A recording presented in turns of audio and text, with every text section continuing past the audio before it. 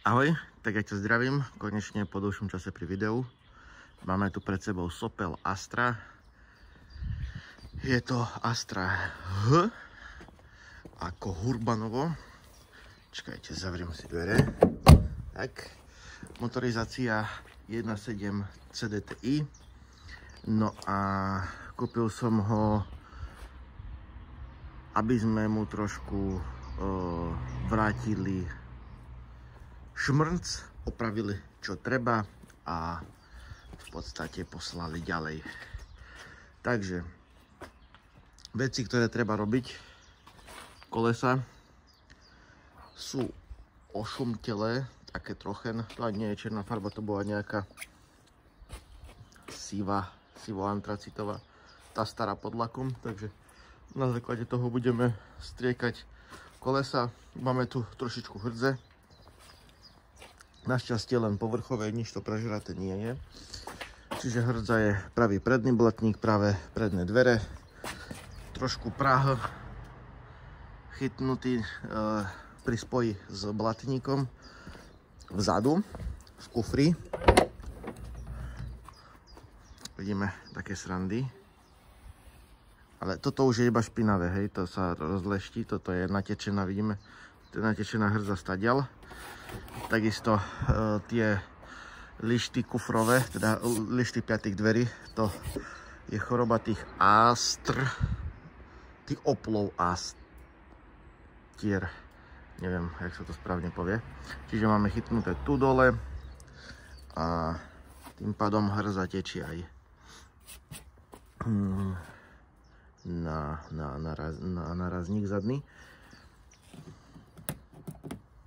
Máme trošku buchnutý na dvoch miestach, troch teda. Takže to vybrusíme, vygitujeme, dáme namiešať sprej. Šoferová strana je iba mierne prach s blatníkom chytený vpredu, takisto kolesa. Čo sa týka interiéru, je topka. Pozrite sa, aký krásne čistý.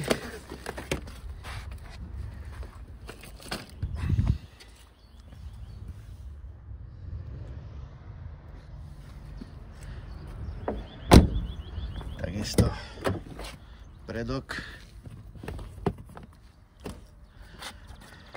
Čo nám tu bude treba opravovať je vlastne nedržia dvere, čiže ten doťah na dvere, neviem, každý to volá inač, to budem musieť vymeniť, buď to alebo ten mechanizmus dnu v dverách. Ošumtela radiaca páka, ošumtela ručná brzda, táto lakťová opierka je katastrofa, to nejde vôbec. Teraz pozerám, že chalan mi tu nechal kľúč na kolesa. Dobre, už som ho hľadal. No, čiže buď to vyhodím, alebo nejak to opravím, lebo nie je to originál. Aké detaily v interiéri. Ľavé spätné zrkadlo nejde do strán. Práva, ľavá, hore, dole ide, keďže je to elektrické. Takže to je problém. Môžeme si vypočuť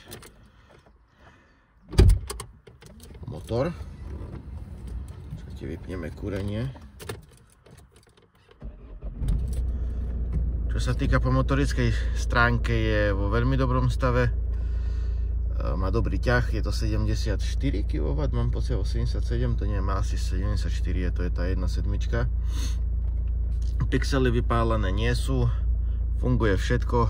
No a čo sa týka výbavy, tak tu máme tempomat, máme multifunkčný volant, máme klasika CD ako rádio, CD MP3, to je štandard.